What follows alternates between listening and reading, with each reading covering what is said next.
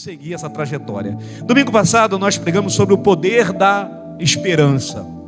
E o Ministério de Louvor acabou de cantar essa canção, ainda que a figueira não floresça. Ou seja, ainda que Deus não responda às minhas orações, ainda que o Senhor tire tudo de mim, ainda que eu não tenha nada, Ele vai dizer: eu me alegrarei no Deus da minha salvação. Então o coração de Abacuque batia a salvação, e no meu coração e no seu coração tem que bater a salvação que está em Cristo Jesus. E aí eu lendo esse texto de Marcos capítulo 10, no versículo 46 em diante, a gente tem uma passagem muito conhecida que eu já preguei muitas vezes. Eu quero repetir essa palavra dentro do contexto, meus irmãos, de Marcos capítulo 10, porque todo o contexto nos ensina algumas coisas, não é só o texto em si. Eu sempre oriento os meus irmãos, aqueles que estão lendo a palavra, para a gente ler todo o texto e contexto.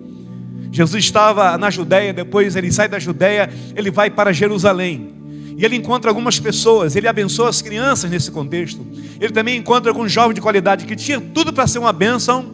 Quando o Senhor fala alguns mandamentos, ele vai dizer assim: eu sei esses mandamentos, desde da minha meninice eu conheço os mandamentos. E então o Senhor fala alguns mandamentos para eles. Olha, você conhece esse mandamento, não adulterarás? Conheço. Você conhece não matarás? Conheço. Você conhece esse mandamento, não dirás falso testemunho? Eu conheço. Você também conhece, jovem, esse mandamento, a ninguém enganarás? Eu conheço. Então ele conhecia tudo da palavra, ele conhecia os mandamentos. Era alguém de berço que foi ensinado.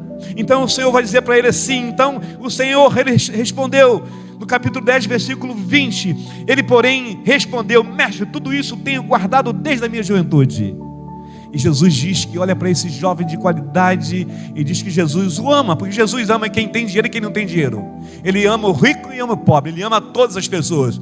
Ele se entregou voluntariamente na cruz do Calvário para todas as pessoas. E aí o Senhor vai dizer, olhando para ele, diz: olha, falta uma coisa só uma coisinha. Vai e vende tudo que você tem, toda a sua riqueza, entrega aí para as pessoas mais necessitadas, vem e segue-me. E aí a Bíblia diz que ele seguiu radiante a Jesus. Não, ele ficou abatido, ele abaixou a cabeça e disse: tchau, tchau. Ele amava mais o que? As riquezas, aquilo que ele tinha. E é interessante que os mandamentos em relação ao próximo: não matarás, tudo em relação ao ama o teu pai e a tua mãe, o próximo. Ele não conhecia o essencial da palavra, que é amor, é amar. Então ele se volta, e aí a gente vê que Jesus sai de Jerusalém e vai para Jericó. E aí já não é só os discípulos, porque a gente sabe que os discípulos seguiam Jesus, mas atrás de Jesus também seguiam uma multidão de gente. Algumas com interesses, entre aspas, que não era o interesse de seguir Jesus. Seguia porque aonde Jesus andava tinha milagres extraordinários, tinha o pão de cada dia. Eles seguiam Jesus. E o capítulo 46, versículo 46 diz assim: então foram para Jericó. E chegando em Jericó, os seus discípulos e uma grande multidão saíam de Jericó junto ao caminho que estava sendo assentado um mendigo, cego, chamado Bartimeu, filho de Timeu. Quando ouviu que era Jesus, o Nazareno, ele começou a gritar: Jesus, filho de Davi, tem compaixão de mim. Muitos repreendiam para que ele se calasse, mas ele gritava ainda mais: filho de Davi, tem compaixão de mim. E diz a palavra assim no 49, Jesus parou e disse: chamai-o. Chamaram o cego, dizendo-lhe: coragem. Grava essa palavra aqui, queridos. Segunda palavra: levanta-te. Terceira palavra: ele te chama. Lançando de si a capa, levantou-se. A Bíblia diz que ele deu um salto e dirigiu para Jesus. E Jesus perguntou, como ele pergunta a cada um de nós nesta noite, nesse momento: o que queres que eu te faça? Nós temos o dever de responder para Jesus o que a gente precisa. Sim ou não, queridos? Todos nós aqui. Ele vai dizer: Senhor, outrora eu via Outrora talvez ele até trabalhava. Outrora ele tinha os seus afazeres. Mas agora ele não estava enxergando mais. Ele não podia mais trabalhar. Ele vai dizer que eu volte a ver. Jesus lhe disse: vai, a tua fé te salvou. E imediatamente ele recuperou a visão e foi embora para casa. É isso que o texto diz? Ele seguiu Jesus. O poder da esperança tem um nome. O nome é Jesus de Nazaré. E a mensagem da igreja para todo sempre será esperança. Não existe outra palavra da parte do Evangelho, que é o poder de Deus, que não seja a esperança que está em Cristo Jesus. Ninguém vive sem a esperança. Ninguém vive sem bater forte no seu peito a esperança que está aqui, dentro da gente. É latente, é muito forte. É por isso que o Hebreus no capítulo 11, versículo 1 vai dizer que a fé é a certeza daquilo que esperamos e a prova das coisas que a gente não pode ver. Ou seja, esse momento aqui é um momento onde o cego chamado Bartimeu, ele tem algo no seu coração que era sair daquele quadro de quanto mais, de continuar no mesmo lugar, na estagnação, sentado no mesmo lugar, esperando alguém lhe dar alguma coisa. E é nesse exato momento, meus irmãos, nesse despertar, nessa saída de Jesus para Jericó, porque ele não voltaria mais para Jericó. De Jericó ele foi para Jerusalém, e a Bíblia diz que ele não voltou mais, ele morreu na cruz do Calvário. Então foi uma das últimas oportunidades que aquele cego chamado Bartimeu teve. Assim como é a nossa vida. O contexto, meus irmãos, aqui, que eu quero chamar a tua atenção para essa esperança que tem um nome, é porque não existe outra esperança que eu conheça, que você conheça, que não seja Jesus de Nazaré, que mudou a minha vida, que mudou as nossas vidas, e você está aqui hoje por causa dele, ou não, querido? Você veio aqui por quê? Para me ver? Você veio aqui por causa dessa palavra, que dá esperança, e nos dá ânimo para a gente recomeçar a vida amanhã. Por isso que o nosso tema e divisa tem a ver com a nossa alegria, a nossa expectativa, que a gente não pode deixar a esperança morrer. A gente não pode deixar a fé, irmãos, esmurecer. A Bíblia diz que todos os dias você tem que buscar Jesus, refazer o caminho, para a gente não perder o foco e nem os propósitos que Deus tem para a sua vida, como pessoa, como igreja. Nós somos a igreja do Senhor Jesus. Lá fora não tem plano B para salvar essa geração e levar a esperança para todas as pessoas. É a igreja, é você, aonde você estiver, levando essa mensagem de que muitas pessoas não entendem e que precisa do esclarecimento. Cada um de vocês aqui, irmãos, são agentes dessa esperança, porque cada um de vocês que estão aqui nesta noite tem Jesus. O que não tem Jesus, abre o seu coração para receber Jesus na sua vida. E aí, quando a gente tem essa expectativa, essa fé que gera expectativa, irmãos, acende uma luz, e a gente sabe que essa luz é Jesus. Ele vai dizer: vós sois a luz do mundo, quem me segue não anda em treva, mas terás a luz da vida. E quando ele viu esse alarido, você: opa, algo novo está acontecendo aqui em Jericó. Esse barulho, essa multidão toda não passa de sempre aqui. E aí diz que ele acorda. E eu gosto dessa ideia da expectativa. Irmãos, se a gente não tem expectativas, a gente fica no desconforto ou na estagnação. Todo dia a gente tem que pedir o Espírito Santo de Deus para gerar dentro da gente esse desejo enorme de servir a Deus, de se doar para Ele, de aprender mais com essa palavra, de nos envolver mais com essa palavra, para que então o sopro do Espírito Santo de Deus, meus irmãos, entre na sua vida, na minha vida, e gere em nós uma expectativa muito maior do que apenas passar pelo caminho, seguir a Jesus, sem nada acontecer na sua vida. É isso que o Senhor nos chama nesta noite. para que esse nome, chamado Jesus de Nazaré, esse que me salvou, que mudou a minha vida, possa gerar expectativas na tua vida, para que você não se acostuma, para que a sua vida, para que a minha vida seja um foco da luz de Jesus, ou pelo menos reflexo da glória dele na vida das pessoas, porque é isso, meus irmãos, que Bartimeu precisava. E a gente vê todo o contexto aqui, das grandes e das poucas possibilidades. A gente observa que as pessoas foram por fé. Todas as pessoas que você vai ler as suas histórias, a gente vai ver que eles não foram por eles mesmos, eles foram pela fé, pela uma visão que Deus deu a eles, mas eles não viram nada.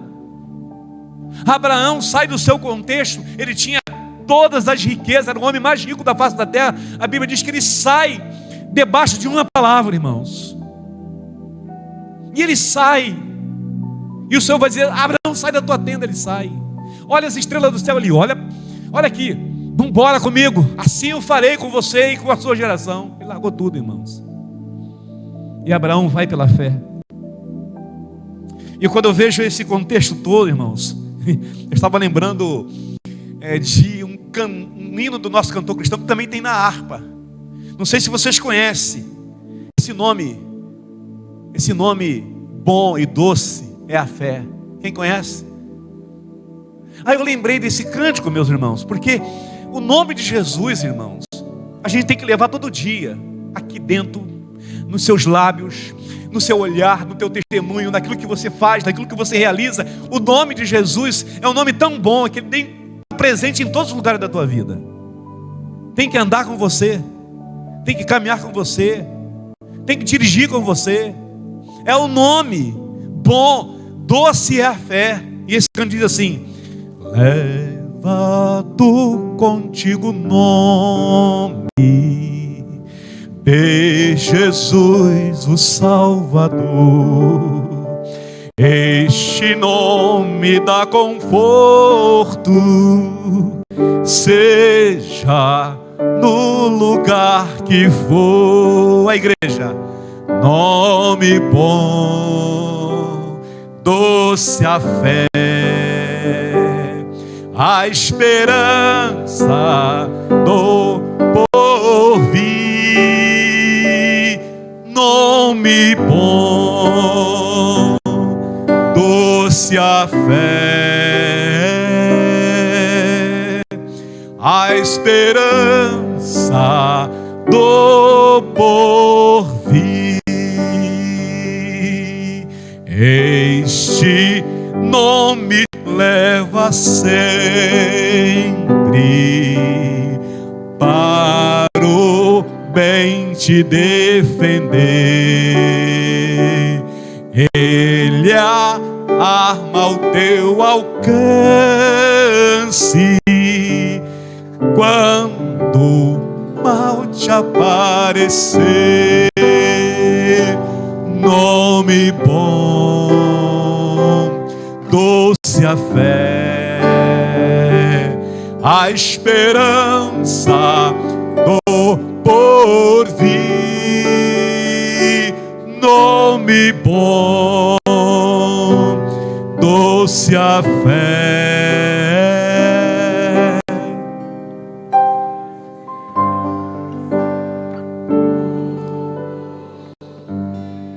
Ele diz: ó, que nome precioso, gozo traz ao coração, sendo por Jesus aceito, tu terás o seu perdão. Santo nome adorável tem Jesus o amado, Rei dos reis, Senhor eterno, tu o aclamarás no céu. É esse nome, meus irmãos, que o cego Bartimeu ouviu.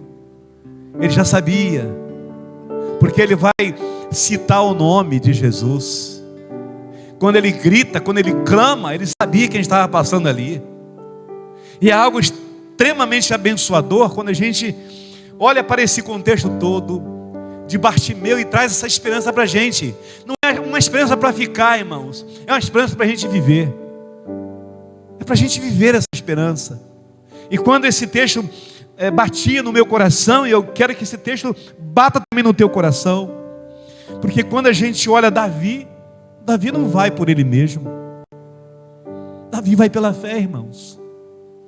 Davi não vai com Golias por ele mesmo. Quando a gente olha a vida de José, não foi José. É Deus que realiza, é pela fé que José foi, fez o que fez, sofreu o que sofreu, mas venceu como venceu. Quando eu estava, meus irmãos, eu fiz questão de ler a história de Raabe, para poder ministrar aqui nesta noite. Alguém se lembra de Raabe? Raabe era uma prostituta, irmãos. Os espias estavam em Jericó. A Bíblia diz que Jericó estava em apatia, com medo, pavor. Mas Raabe, mesmo sendo uma prostituta, ela sabia o Deus daqueles espias. E é interessante notar quando ela chama a atenção dos espias, ela vai falar algo tremendo a respeito de Deus. E o nome de Raabe em hebraico quer dizer grande. Ela é tão grande na sua fé, irmãos, que ela diz assim: por causa da vossa presença, porque o Senhor vosso Deus é o Deus de cima e de baixo da terra. Olha o que ela vai dizer aos espias. Ela não conhecia, era uma prostituta, ela não conhecia as leis, mas sabia que Deus é o Deus de cima e é o Deus de baixo. É o Deus que está aqui, é o Deus que se manifesta, é o Deus que caminha com a gente.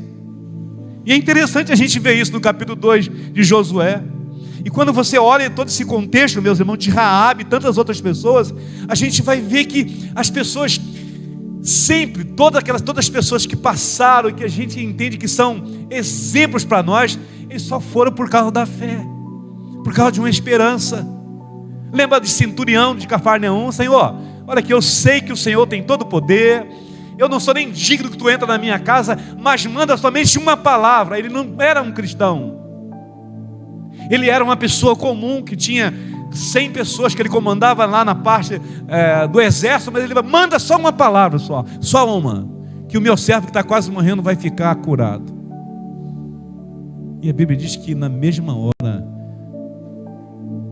aquele rapaz que cuidava da sua família foi curado. Está entendendo, irmãos, a questão da fé, da expectativa, quando a gente deixa a fé crescer dentro da gente? A Bíblia diz que a fé é um tamanho de um grãozinho de mostarda.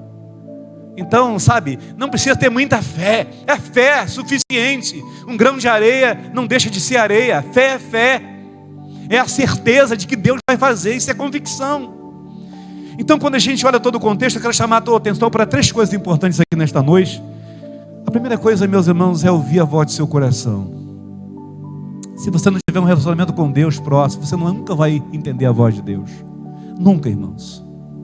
Ouça a voz de Deus. Peça a Deus nessa noite para que a voz de Deus bata no seu coração de tal maneira que você consiga ver e sentir, enxergar o que Deus pode fazer na sua vida. O que você precisa nesta noite? O que você necessita nesta noite? A Bíblia diz que a voz dele, a voz do Senhor, era tão forte que quando o cego ouviu que Jesus passava, irmãos, ele gritou. E observa que você vai ver que era uma multidão de pessoas. Jesus caminhava com seus discípulos e tinha uma multidão de pessoas seguindo. Imagina, irmãos, no meio daquela multidão ele gritar: Jesus, filho de Davi, tem compaixão de mim. A partir desse momento, meus irmãos, o meu coração batia tão forte quanto, irmãos, esse momento quando a gente vê pessoas, sabe, tendo um encontro com Jesus. E aí eu lembrei de Romanos capítulo 15, versículo 13, sobre esperança. Que o Deus da esperança os encha de toda alegria e de paz por sua confiança nele, para que vocês transbordem de esperança pelo poder do Espírito Santo. Meus irmãos, se nada mudou na tua vida até hoje, não foi por causa de Deus, foi por causa da sua fé, ou da sua pouca fé. Quando a gente crê nos milagres de Deus, quando a gente crê que o nosso futuro, o que está por vir, vai ser uma bênção, que a sua vida vai mudar, que as coisas vão mudar, você está dizendo para Deus: Senhor, eu sei o que eu tenho que fazer. O cego Bartimeu sabia o que precisava fazer. A gente sabe o que precisa fazer, irmãos, como igreja e como pessoa. Eu não estou aqui para ensinar ninguém, é a palavra que nos ensina. É a própria palavra que nos ensina a gente a entender isso.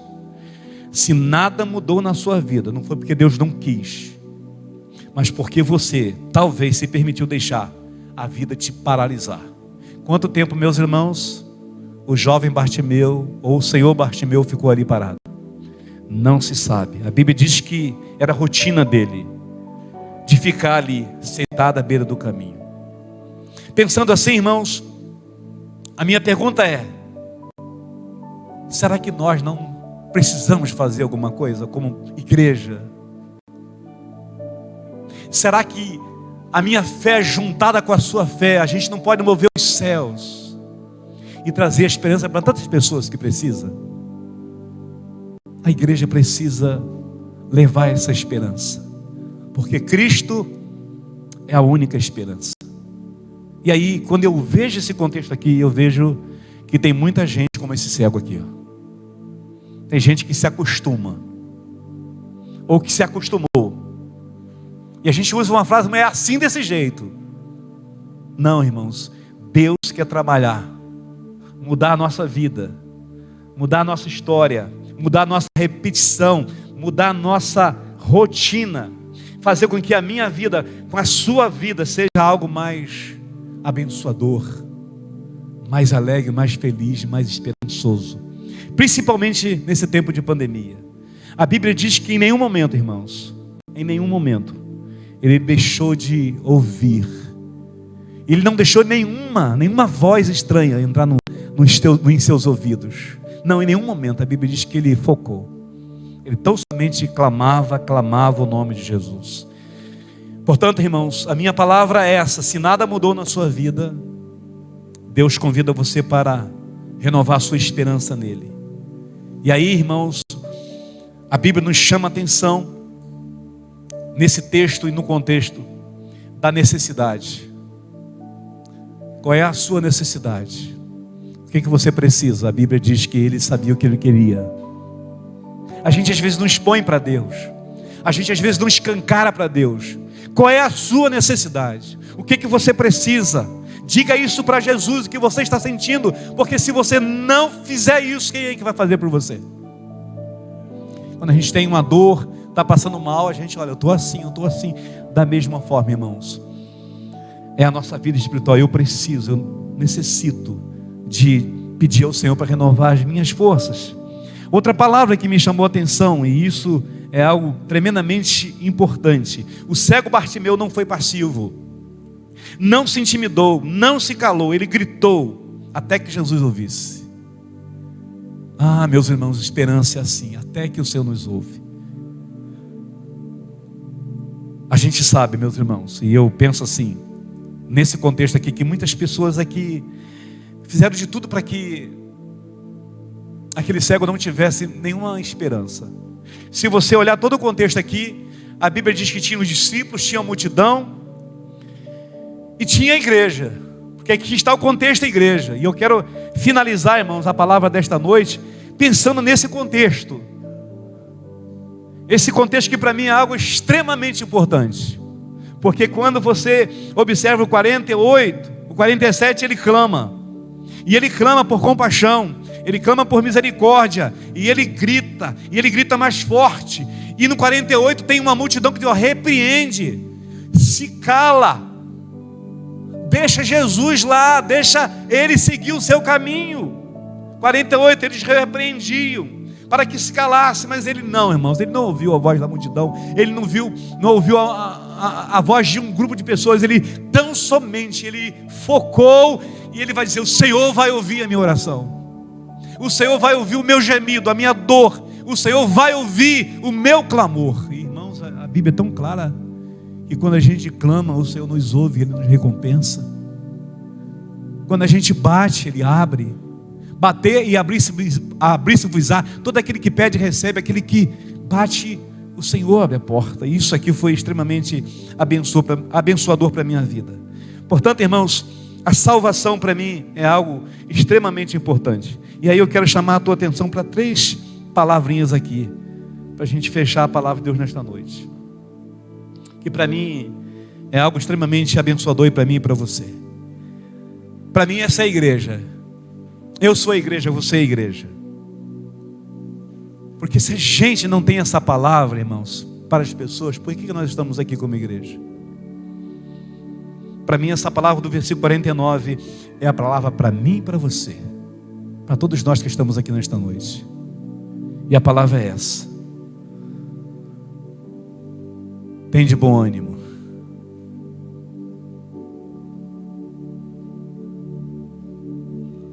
Nessa pandemia, irmãos,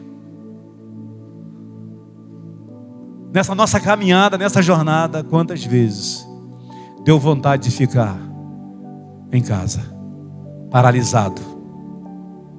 Com essa variante, então, irmãos, pensei que nem o irmão Edinho estaria aqui, nem a irmã Edilene, né? Irmão Jona também está lá, caidão. E um bocado de gente está se recuperando. Cada um de vocês já pegaram, eu creio que a grande maioria já pegou essa variante. E deixa a gente umas 3 semanas bem caidinho, de verdade.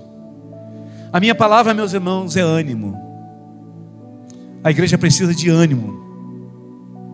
E essa é a palavra da igreja para esse tempo: ânimo, ou algumas versões, coragem. A minha oração nesta noite, irmãos, que a igreja do Senhor, que sabe que o nome de Jesus é a esperança, a gente tem que levantar como igreja e levar ânimo para as pessoas. E essa ação ela não vem de Gidiel Formiga, nem da Cristiane, nenhum de vocês. A ação é do Espírito Santo, irmãos. Peça ao Espírito Santo de Deus para te visitar, irmãos. Peça ao Espírito Santo para te sacudir em nome de Jesus, para arrancar de você esse ânimo e te dar coragem, vigor, para se colocar à disposição do Senhor, porque é assim que o Senhor nos chama. E a gente não tem razão por que ficar se lamentando. A gente está vivo, a gente tem Jesus como Salvador de nossas vidas. E a minha oração é que a gente glorifique a Deus, exalte o nome dEle, e que a gente tenha esse ânimo, esse vigor, irmãos, de levar esperança nesse tempo tão difícil. Outra palavra que a igreja diz é essa: levanta-te. Levantar-me-ei e irei ter com meu pai. Irmãos, quantos filhos pródigos na face da terra agora precisando dessa palavra: levantar-me-ei. É eu que faço isso, irmãos? Ou é você que tem que se levantar? Quem saiu da casa do pai foi quem, queridos? Foi o filho. Ninguém foi atrás do filho. Ele reconheceu que um dia estava na casa do pai. Ele mesmo reconhece a sua fraqueza, os seus pecados. Ele vai dizer: eu vou me levantar. Cada um de nós temos as nossas mazelas, os nossos pecados, mas da minha oração que nesta noite, cada um de vocês que estão aqui, seja essa igreja que se levante. Levantar-me-ei, irei ter com meu pai. Faça uma nova jornada, uma nova caminhada com Deus. Deixa Deus realizar o que Ele tem que realizar na sua vida e na minha vida, queridos. É ação, irmãos, da minha vida como filho de Deus. É eu que tenho que fazer isso, irmãos. É eu que tenho que cuidar de mim, da minha vida espiritual, da minha família espiritual, da minha casa, dos meus filhos. Sou eu, irmãos, mais ninguém. É eu que tenho que me levantar para dizer para os meus filhos, para dizer para a minha família que é possível sim esperança no meio do caos que nós estamos vivendo. Então levanta, é a palavra de Deus para a tua vida.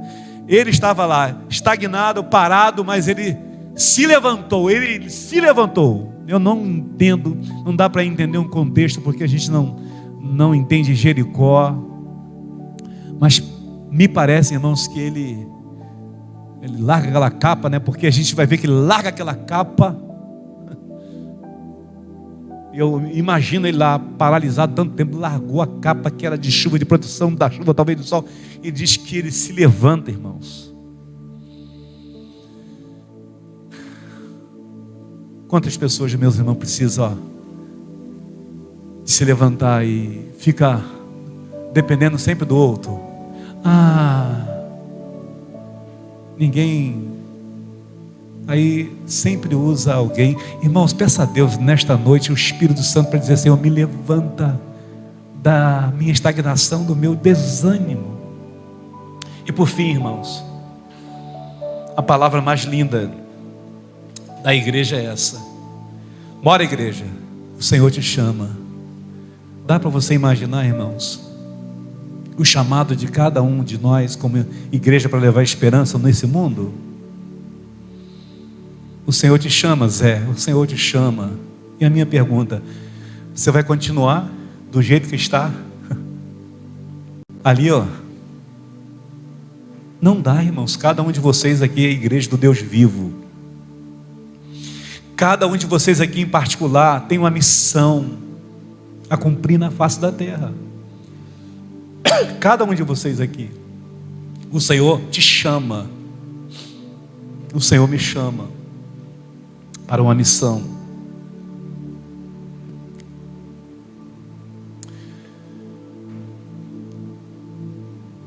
João 3, eu concluo dizendo o seguinte, queridos: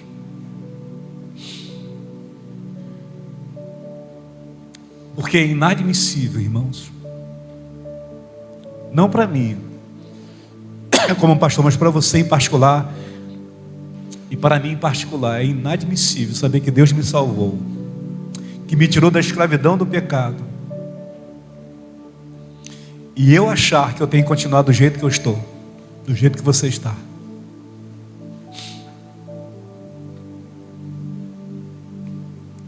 Se as pessoas dependessem de você,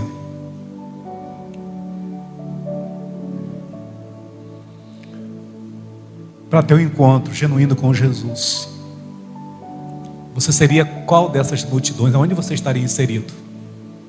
Cala, não tem jeito, larga para lá. A minha palavra está lá em João no capítulo 3. Para concluir, desculpa, irmãos,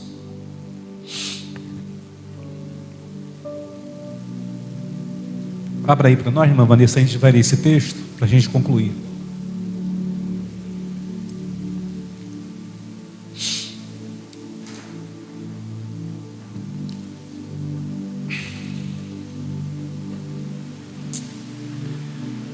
O vento sopra para onde quer. Sim ou não, queridos? Você coloca um fogo ali, né? De repente ele está vindo para cá. De repente ele está indo para lá.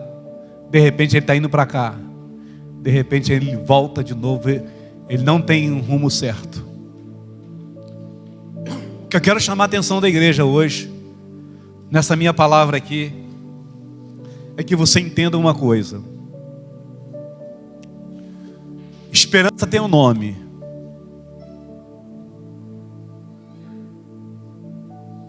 Nicodemos saiu de manhã, de noitinha, com vergonha das pessoas, para ter um encontro com Jesus.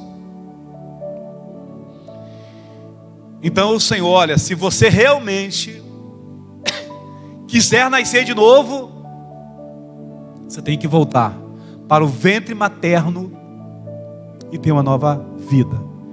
Como? Como pode ser isso? E o Senhor explica para ele. E o Senhor fala então ao coração de Nicodemos: você sabe como o vento sopra, você escuta, mas não pode dizer onde vem e para onde vai o vento. Assim, irmãos, são todos aqueles que são nascidos do Espírito Santo de Deus.